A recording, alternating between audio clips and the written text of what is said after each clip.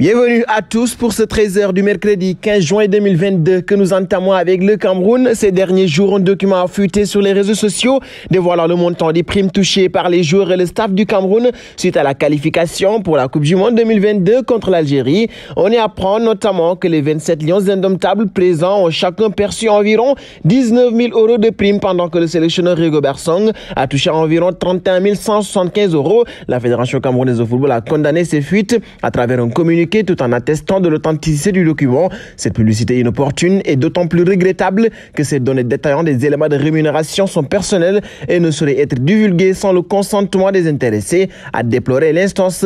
Et nous passons au dossier Castelletto. Sous contrat avec les FC Nantes jusqu'en juin 2026, Jean-Charles Castelletto, qui est devenu international camerounais et qui a donc de fortes chances de disputer la prochaine Coupe du Monde avec les Lions indomptables, serait déjà très courtisé sur ce mercato d'été. En effet, à en croire les informations de nos confrères de Foot Mercato, le défenseur central de 26 ans serait ciblé par les FC Valence qui devrait rapidement formuler une offre de transfert d'environ 5 millions € aux dirigeants de FC Nantes pour espérer arracher sa signature. Toutefois, il apparaît peu probable que le FC Nantes et son président Waldemar Kita acceptent une telle offre pour Jean-Charles Castelletto. La direction de FC Valence est donc prévenue à faire à suivre dans les prochains jours. Un bond au Sénégal, le trophée de la Coupe d'Afrique des Nations de football remporté par les Lions au Cameroun février 2022 a été présenté à la population de Sédhiou. À cette occasion, un match de gala a été organisé. Sadio Mané, El Hadji Diouf, Papis Demba Cissé et Mbaye Diagne se sont donné rendez-vous à Sédhiou pour un match de gala à l'occasion de la cérémonie de réception du trophée de la CAN.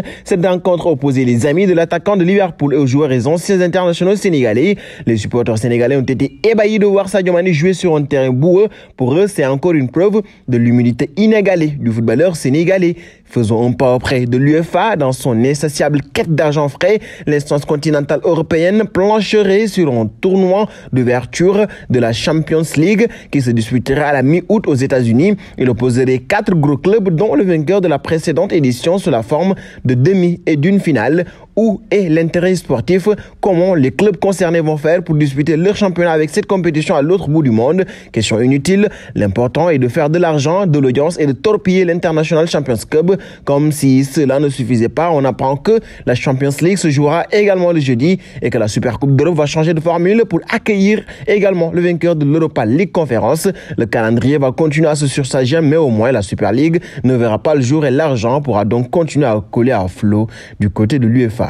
Et nous filons à Liverpool. Les Reds ont officialisé l'arrivée de Darwin Núñez, l'attaquant de Benfica qui s'est engagé avec le vice-champion d'Angleterre pour un contrat d'une longue durée après une première journée passée en rouge. Mais pour autre club, l'Uruguayen s'est fait encenser par son nouvel entraîneur Jürgen Klopp. Il s'est confié au site internet de Liverpool. Darwin est un joueur fantastique, il est déjà bon, mais a un gros potentiel pour devenir meilleur. C'est pour cela que c'est excitant de l'avoir. On aime sa croyance en notre projet et ce que l'on souhaite faire en tant que club, a ainsi déclaré l'entraîneur allemand Jürgen Klopp.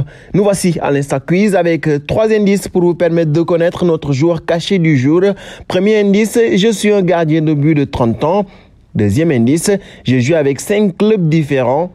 Troisième indice, je suis le cousin d'un joueur du Real de Madrid. Qui suis-je?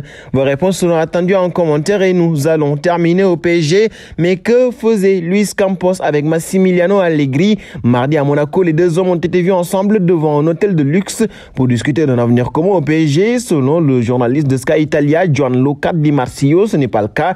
Ils ont discuté autour d'un café, mais pas du PSG. Sous contrat jusqu'en juin 2025, Massimiliano Allegri ne veut pas quitter la Juventus de Turin, mais la Gazzetta dello Sport assure que Luis Campos a bien proposé le banc du PSG à Allegri. Les négociations seraient lancées depuis plusieurs semaines. Et nous arrivons au terme de ce 13h. On va se donner rendez-vous demain pour un nouveau point autour de l'actualité. En attendant, nous vivons le sport avec Afrique Sport. Il y a la matinale, le 13h, le journal du mercato et le journal du soir.